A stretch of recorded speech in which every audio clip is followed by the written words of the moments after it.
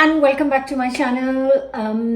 It's another great day, but it's time to get baking. I haven't done a bake for a long time, so I thought, what is a kind of cake, easy, all-in-one, simple but tastes stunning. So I'm gonna make a chocolate and beetroot fudge cake. It's going to be insanely delicious. It's super easy, and I'm going to try and keep it very, very simple to make so that anyone can make this. There are lots of holidays coming and you can bake it with your kids, you can bake it for your kids or just for yourself as a treat. Whatever you do, I hope you will try this. Before I start, you know the drill. Don't forget to subscribe, hit the bell button. Let's get baking.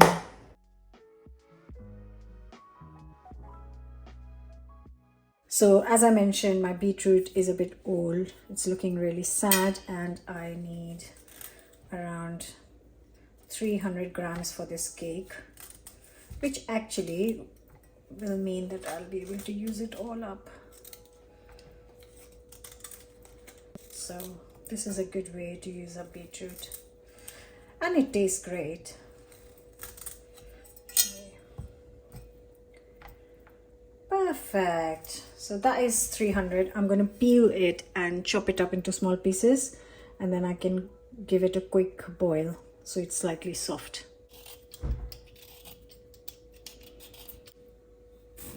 So I'm going to make really small pieces so that it cooks quickly.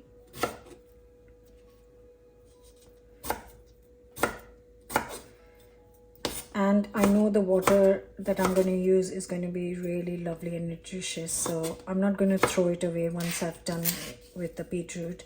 I'm going to use it to knead the dough for my chapatis for tonight's dinner, so I can make the most of the nutrition as well. So I've covered the beetroot with water. It's got an extra bit of water. I'm going to bring this to a boil and I'll tell you how long it takes to cook such small pieces. Okay, so it's coming to a boil, and I am going to now cook this for 10 minutes and then I'll tell you guys how it is going.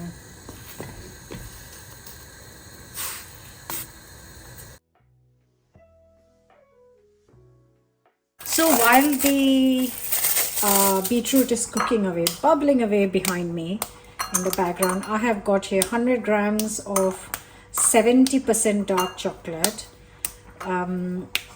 You want a bit of dark chocolate in this. It's quite a nice rich cake, not like a heavy rich, but you'll know when you'll make it. I'll show you when it's ready. Right, so because it's only 100 grams, I'm just gonna melt this in the microwave because it's much easier. So do it for 20 seconds, stir, and then don't put it in for 2 minutes together because it will burn. So see, this is 40 seconds done and you can see it's melted but it's not burnt, and then you mix it, stir it, and put it back in for 40 seconds. That's the only way to do it if you're using a microwave. So my timer tells me it's 10 minutes. That's all I want. I just want it softened. That water is going to be perfect for my chapatis. So I'm going to drain this and put this, the beetroot in a blender. So, oh, that's my microwave done. Oh, look at that color. Yeah, I knew this is going to happen.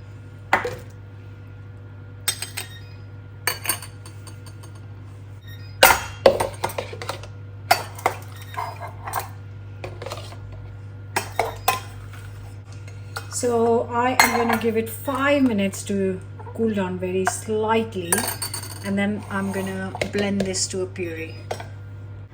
And that is my chocolate done as well. So I've got my chocolate ready, I've got the beetroot ready. I'm gonna get the oven preheated and get the cake tin greased and lined till then. Okay, just letting you know what's going on here. I'm gonna mix So starting with 250 grams of caster sugar, you can use white or golden. I prefer golden most of the time. This I'm adding 250 ml of either vegetable oil or sunflower oil.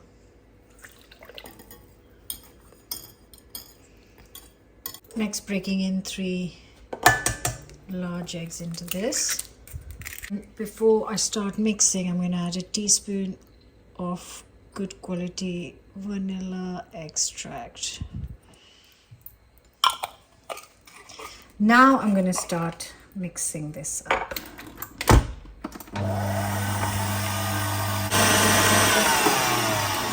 So I've whisked it for 5 minutes. Now I'm going to add the melted chocolate. Then the beetroot.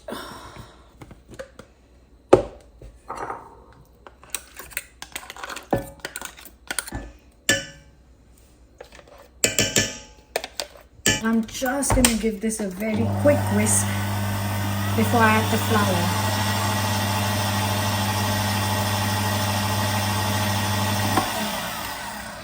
So I'm adding a few things in here. I've got 150 grams of plain flour going in. Then I have got 50 grams of ground almonds. 30 grams of cocoa powder. A teaspoon of bicarb of soda. A nice big pinch of salt, and I'll do a final mix of this. Oh, it looks just so beautiful. Absolutely. I never ever lick the cake batter. Just never. It's not something I'm used to. I've never even encouraged my kids to do that. But that looks so inviting. So I've got a 10-inch round cake tin which I have greased and lined. I'm just gonna get this in. My oven is nice and hot at 180C 160 fan, and I'm gonna put this in for 40 minutes and then check it.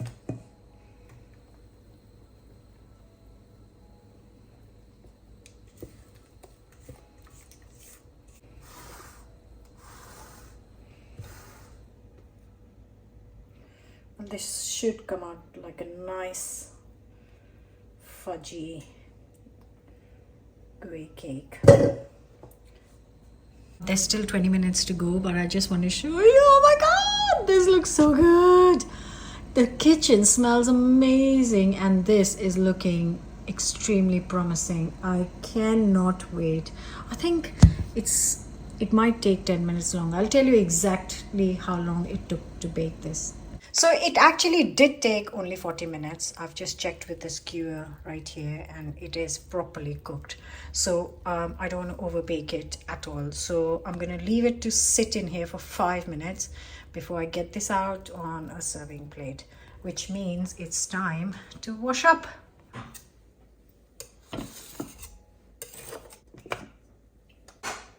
Just going to get another plate.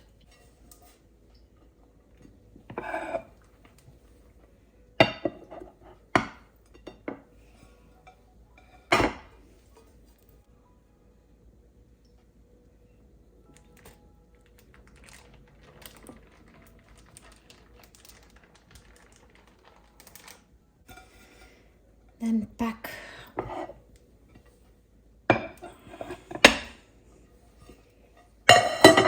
going to give it 5 more minutes, and in that 5 minutes I'm going to prepare a lovely ganache to go on top.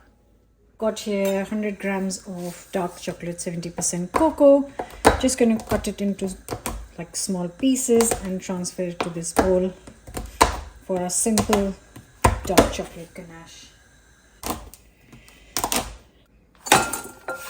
That's 100 grams of dark chocolate, and I've got 150 ml of double cream which I've just boiled.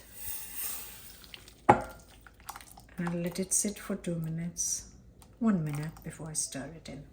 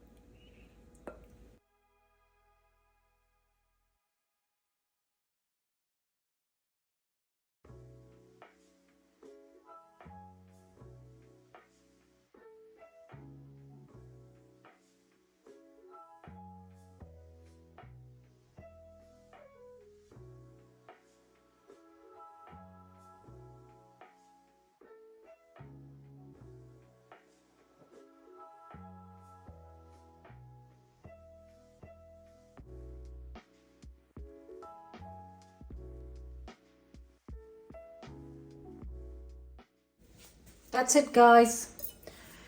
Cake's ready. Ooh. Cuts like butter. And there is no butter in this.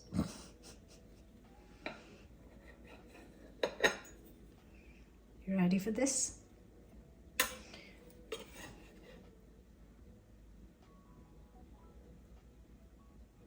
Can we just give it a second to the gooiness, fudginess, the shine on the ganache, the moisture in the cake.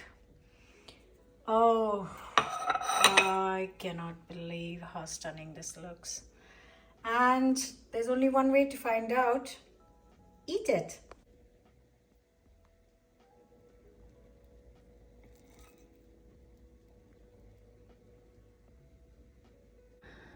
Look at that. My kids are gonna freak out. Okay.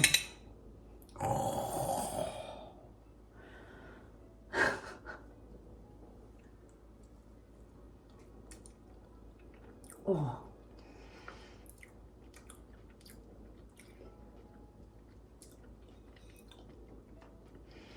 What is this chicory?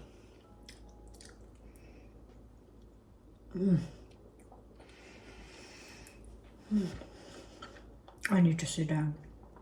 I need to sit down, take it all in, finish this slice, make a cup of coffee, and see you back here for another new recipe. So don't forget to like, share, comment, subscribe, and I will see you soon. Guys, you need to try this.